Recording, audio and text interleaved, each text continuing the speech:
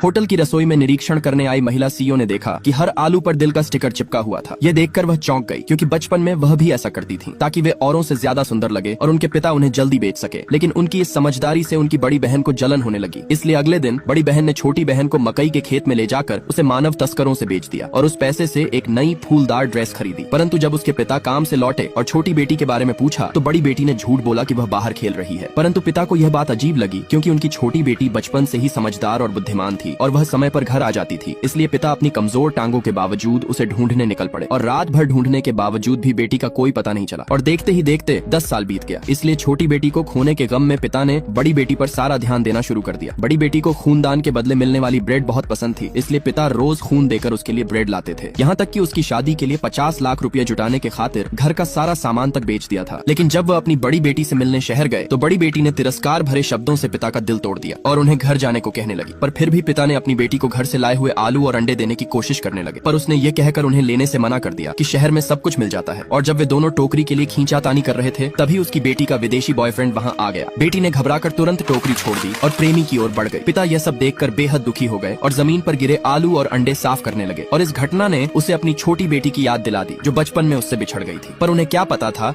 कि उनकी छोटी बेटी को एक अमीर परिवार ने गोद ले लिया था और वह बड़ी होकर एक अरबपति कंपनी की सीईओ बन गई। लेकिन उसने अपने असली माता पिता को कभी नहीं भुलाया। और एक दिन जब वह अपनी होटल का निरीक्षण कर रही थी तो उसने आलू देखे जिन पर गांव के विशेष स्टिकर लगे थे। इसलिए उसने तुरंत मैनेजर से पूछा कि ये आलू कहां से आए हैं। मैनेजर ने बताया कि ये एक बुजुर्ग व्यक्ति ने दिए थे जो अभी कुछ दूर ही गए होंगे। यह सुनकर वह तुरंत बाहर भागी, किंतु उसी समय बड़ी बेटी अपने बॉयफ्रेंड और उसके परिवार के साथ शादी की बातें कर रही थी। और पिता ने जब बेटी की आवाज सुनी तो वे उस कमरे में चले गए। परंतु बड़ी बेटी उन्हें देखकर घबरा गई और पिता ने पूछा, बेटी क्या ये वही विदेशी लड़का है जिसके बारे में तुमने बताया था? ये सुनकर बेटी और भी डर गई, इसलिए उसने पास रखी शराब की बोतल उठाई और पिता पर फेंक दी। इससे पहले कि पिता कुछ समझ पाते लड़के की माँ ने ताना मारते हुए कहा, तुम्हारा देश वाकई कितना पिछड़ा हुआ है, जहाँ एक भिखारी भी 5 स्टार होटल में घुस जाते हैं। इसलिए बेटी ने तुरंत होटल के मैनेजर को बुलाया और पिता को होटल से बाहर निकालने को कहा। यह सुनकर उसके प्रेमी ने गुस्से में पिता को धक्का देकर कहा, इसे यहाँ से तुरंत बाहर निकालो, क्योंकि इसने मेरी मंगेतर को डरा दिया है। अगर ऐसा दोबारा हुआ तो मैं होटल के खिलाफ कंप्लेन करूंगा। इसलिए पिता को मजबूरन वहाँ से बाहर जाना पड़ा और इस घटना ने पिता का दिल तोड़ दिया, क्योंकि जिस बेटी के लिए पिता ने अपना सब कुछ बेच दिया, आज वही बेटी अपने पिता को पहचानने से इनकार कर रही थी।